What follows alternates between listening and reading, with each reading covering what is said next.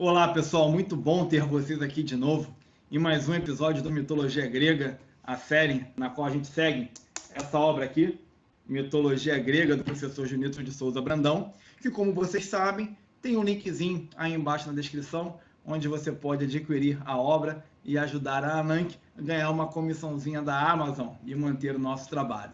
Mas não é para isso que eu estou aqui. Eu estou aqui para dar seguimento aos nossos estudos sobre mitologia grega e hoje nós vamos falar de mais dois titãs. No nosso encontro anterior, nós falamos sobre Crono e comentamos, além de falar do titã do tempo, comentamos que o termo titã estaria relacionado à soberania, né? Além de trazer uma ideia de brilhante, de luminoso, né? Soberano luminoso. E nós vamos comentar aqui agora mais dois titãs, né? Dois irmãos de Crono, que também formam um casal complementar de opostos. Opostos porque se trata de masculino e feminino, e nós já conversamos também sobre isso em vídeos anteriores. E eu estou falando aqui de Okeanos, oceano, e Tétis, oceano cuja etimologia ainda permanece desconhecida, mas que por pode dizer que oceano seria aquele que circula e tem muito a ver com essa divindade, porque num primeiro momento ela vai ser representada como uma serpente água, um rio que circula sempre em movimento a terra, entendida então como algo plano e circular. Não é algo próprio dos gregos, isso a gente encontra em outras mitologias também, mitologias de povos que trocaram culturalmente com os gregos, como por exemplo os sumérios. Então a gente consegue encontrar essa visão de uma água primordial girando em torno da Terra em várias mitologias, ainda que aqui, como a gente já comentou antes, não se trate mais de uma divindade primordial no sentido daquilo que veio primeiro, nem aquilo que veio antes do tempo. Nós estamos falando aqui de divindades concomitantes ao tempo, ainda que a gente precise lembrar que o tempo é o irmão mais novo dessas divindades. Mas, enfim, Okeanos aqui circula, entendido no primeiro momento, lá atrás, bem atrás na história dos gregos, como uma serpente, rio em movimento, água em movimento em torno da Terra. Posteriormente, ele vai ser identificado com o Oceano Atlântico, à medida que os gregos vão descobrindo novos territórios e se deparam com o Oceano Atlântico, eles vão ser levados a interpretar aquele oceano como sendo o rio oceano. Daí, por exemplo, a gente usar o termo oceano para os oceanos, já que o Atlântico é o primeiro oceano de contato dos europeus. Então a gente está tratando aqui dessa divindade, que vai ser vista como a divindade que dá limite a tudo que é conhecido, mas ao mesmo tempo uma divindade que ainda vai dialogar com aquele elemento lá atrás, o primordial dentre os primordiais, que é caos. Essa divindade água, sempre em movimento, vai ter alguma coisa ali de impreciso. E a gente vai tratar um pouquinho melhor isso. E vamos falar de Tétis. Tétis, etimologia também desconhecida, mas por hipótese a gente pode relacionar a mãe. Ela está diretamente ligada a essa questão fértil da água, a água como geradora de vida. Não à toa o casal terá muitos filhos. São 41 oceânidas, divindades que vão representar fontes, riachos, algumas poucas quedas d'água. Essas divindades vão ser entendidas como as oceânidas. E mais 3.000 rios. Os gregos acreditavam que existiam no mundo 3.000 rios, e todos esses rios eram filhos desse casal Tétis e Oceano. Então, Tétis vai estar ligado a essa questão da fertilidade da água. E oceano? Oceano é ambíguo. Nós temos pouca documentação sobre eles. A nossa principal documentação para entender o oceano, por exemplo, é Prometeu Acorrentado do Ésquilo. E nessa tragédia, por sinal uma grande tragédia em todos os sentidos, né, em tamanho e em importância, ele aparece ali como uma divindade que impõe medo e isso dá para a gente entender muito bem, porque esse medo do oceano, ele vai perpassar até as grandes navegações. Aquele mistério enorme em torno de navegar para dentro do oceano, para navegar para dentro das águas que dão direção ao desconhecido, que trazem inúmeros perigos, mas um ponto interessante, ele é medroso. Nós estamos aqui há três, podemos dizer assim, há 3 gerações do caos absoluto.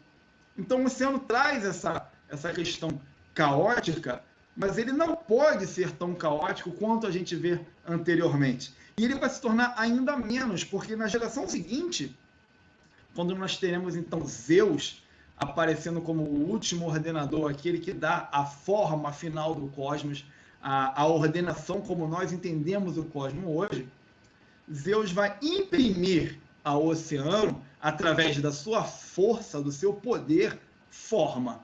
Então o oceano sempre se tornando aquele que busca ser disforme, mas por medo do poder de Zeus, né? A gente está falando aqui de divindades antropomórficas, então esse rio que circula a Terra também é uma divindade com características de pessoa, ela é personalizada nessa divindade oceano, e não apenas representada como a cobra que circula. Esse oceano, com características de pessoa, recebe desse Zeus, com característica de pessoa, ordem.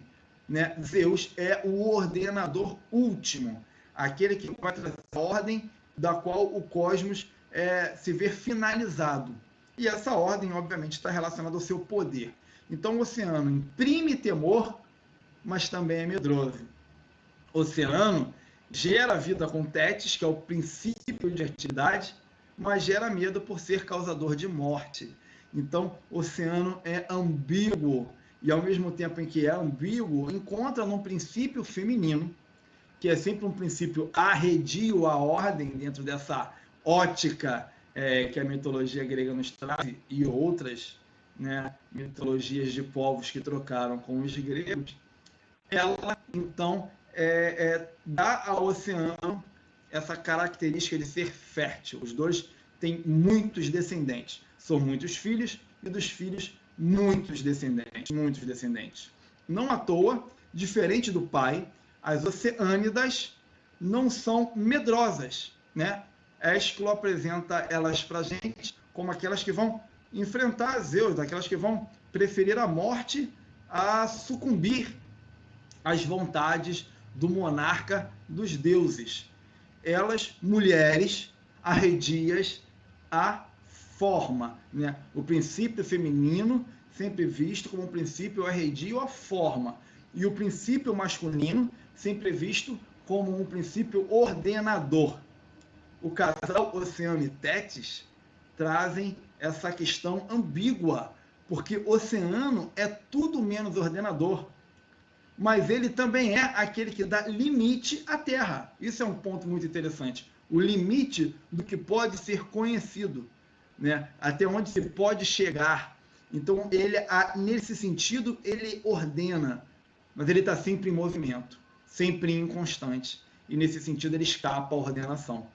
E aquilo que ele vai trazer de mais próprio à ordenação do cosmos, né, que é essa questão da fecundidade, muito importante dos titãs, muito importante das divindades, porque tudo que existe é divindade, e é divindade que advém de outras divindades. Então, dessa relação com Tétis, as demais águas surgem, os demais rios, lagos, fontes, quedas. Então, o cosmos ordenado, ele tem esses elementos água presente.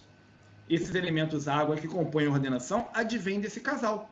Então, é muito ambíguo essa relação de dar forma e de retirar a forma, de ter forma e de não ter forma. Dessa relação com o princípio ordenador que causa medo, força, e ao mesmo tempo gerar medo aos homens, né? Essa relação entre ter em Tétis uma combinação relacionada à ordem, vinculada à fecundidade, mas ao mesmo tempo esse princípio feminino se mostra arredio à ordem na sua prole, as oceânidas não se curvam ao princípio ordenador, elas tentam resistir ao máximo o princípio ordenador.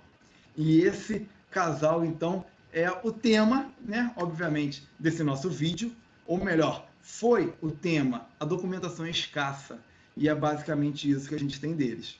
Nos próximos vídeos eu vou trazer mais dos irmãos de Cronos, dos irmãos do tempo, aqueles que, junto com Cronos, estiveram ali naquele momento anterior ao momento atual do cosmos. Se você gostou, por favor, não deixa de dar um like nesse vídeo aí, de seguir a gente, apertar aí no sininho das notificações para receber, né, um aviso, um alerta dos nossos próximos lançamentos, não só do Mitologia Grega, mas das nossas outras séries, do conhecimento necessário.